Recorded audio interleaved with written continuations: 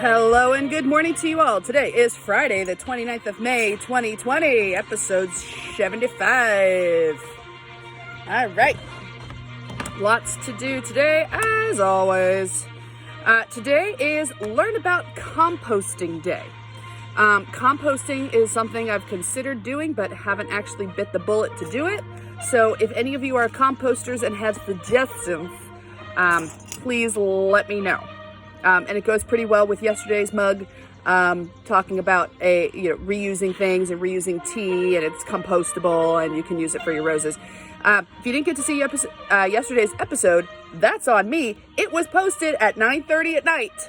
It was an evening mug when I talked all about tea. So go back and take a look at episode 74.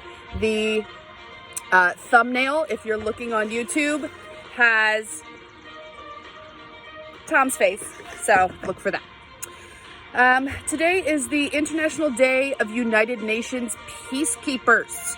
Today is Coq au vin Day, so chicken with wine day for cooking, of course, if you're interested. Birthdays today: Patrick Henry, Founding Father, Give Me Liberty or Give Me Death. Bob Hope, born this day as well, and Tenzing Norgay, the Tibetan guide who, with Edmund Hillary, were the first to reach the summit of Mount Everest. Another important birthday today, President John F. Kennedy, I should say former President John F. Kennedy, born this day. So what I've done, instead of spending tons of time talking about Kennedy, still a fascinating figure, I wanted to talk about just a few of the things that people don't know about, because people are like, yeah, we know about Maryland. Yeah, we know about such. Let's stay away from some of that. So Kennedy did apply to Harvard and was accepted, but in his application interview, one thing he said was he wanted to go to Harvard because of Harvard giving him a better background and a better liberal arts education. That's a soapbox that I can get on. I think it's important for everyone, regardless of what field you want to go into, it's important, I think, for you to have a rooting in the liberal arts. The ability to read, the ability to write at least somewhat decently, the ability to articulate your thoughts. I'm not always the best at doing that. Seeing the value of history, seeing the value of the fine arts as well. With you, Kennedy. With you, John.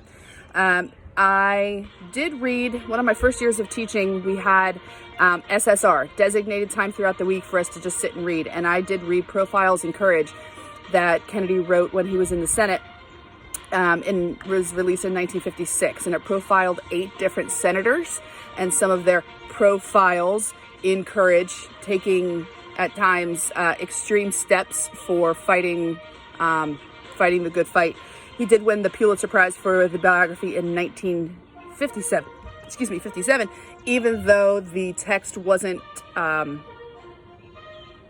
put into the selection committee through the normal process. And I'm going to leave that sit. I've already shown this mug, but I think it's perfect for the things I'm talking about today. The purpose of an education is to turn mirrors into windows of opportunity. And that's one of the things the liberal arts can do for you. Yes.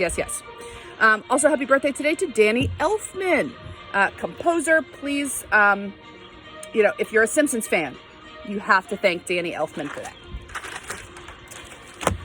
that. Okay, now the big thing that we're going to talk about today, and it's worth changing the music for,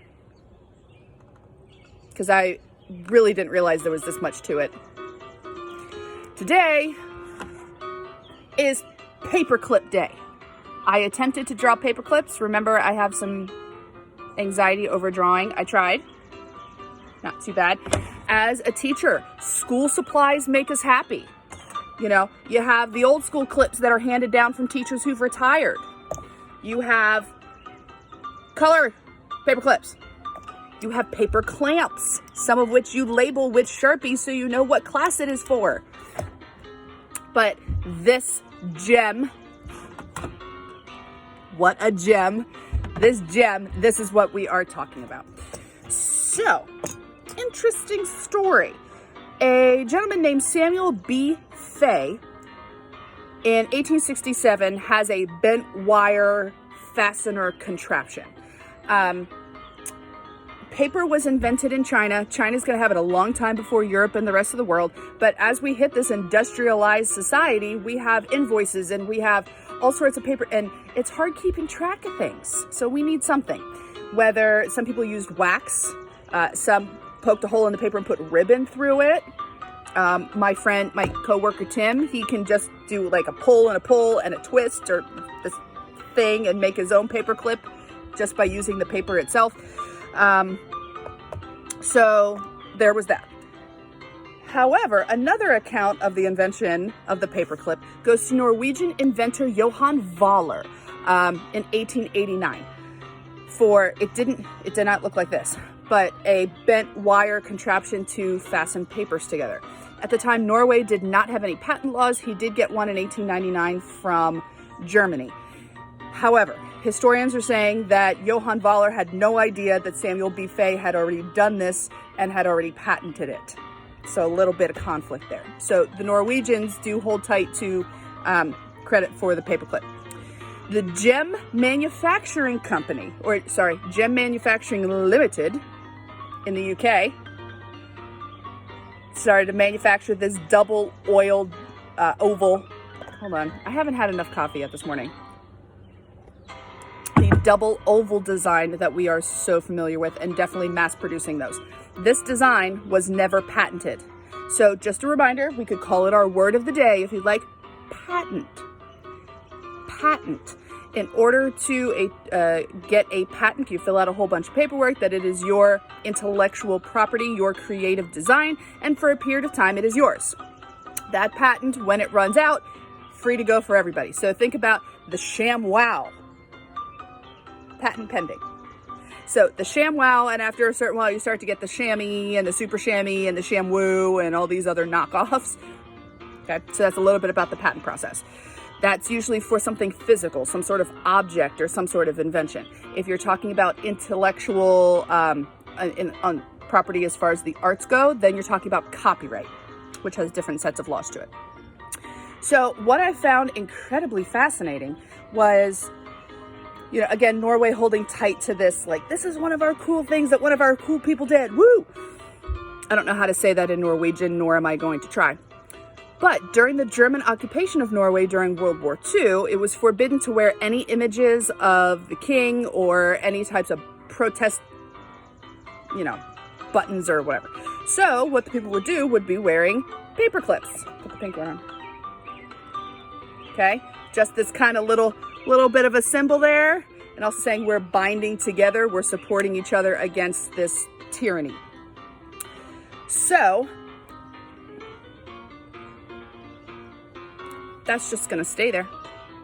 That's just going to stay there. Okay. So I found that very, very fascinating.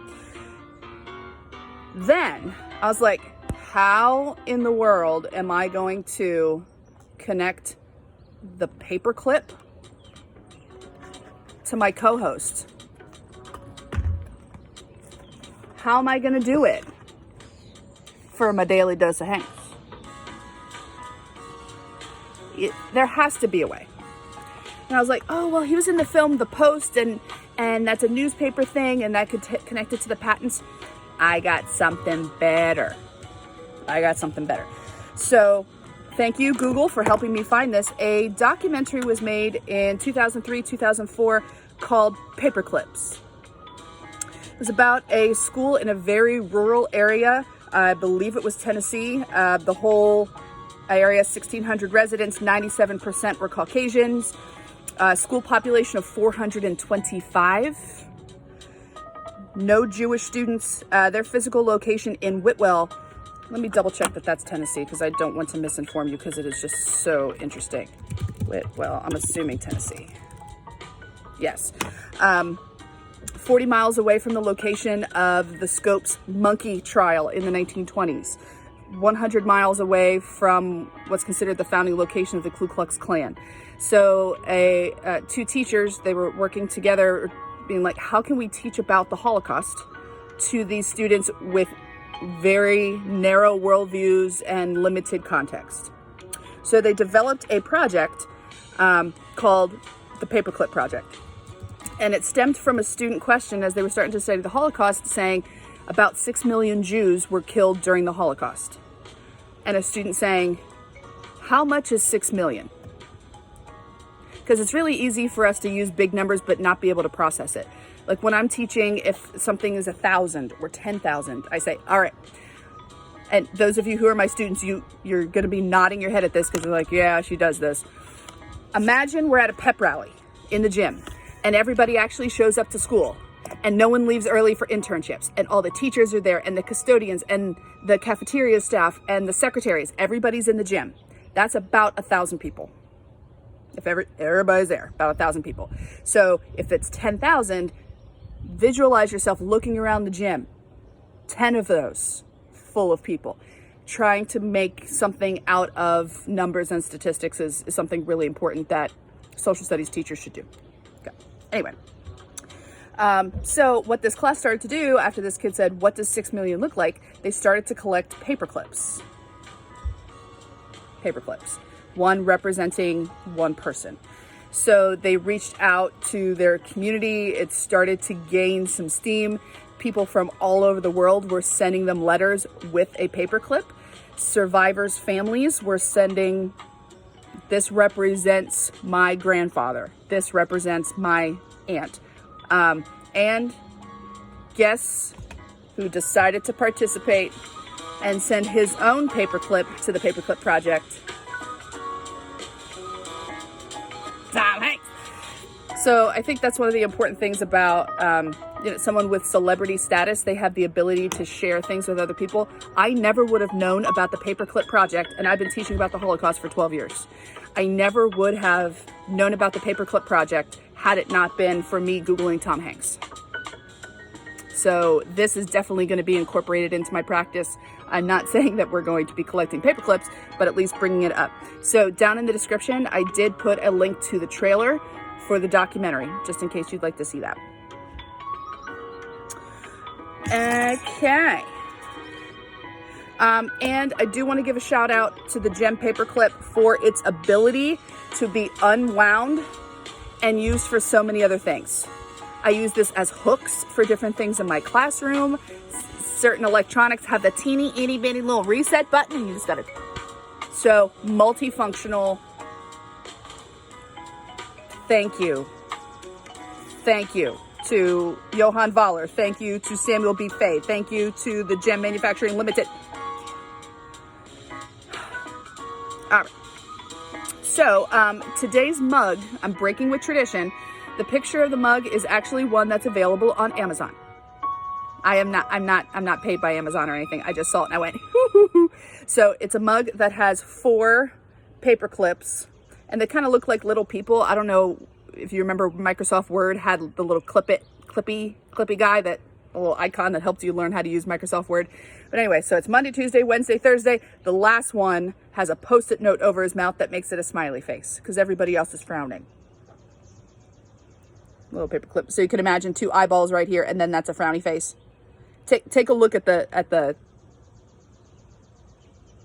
thumbnail. Take a look at the thumbnail. You'll see it. And because today's Friday, and that's the beginning of the weekend, and a little smiley face, that's what I got. So it is humid right now. A little bit sticky, a little bit steamy. I have some meetings going on today, and as always, the ever-growing to-do list. So wish me luck. I wish you luck. And until tomorrow, my friends, behave, be good, be kind. Please continue to recycle, washing your hands, remain hydrated, and make a pile of those paper clips.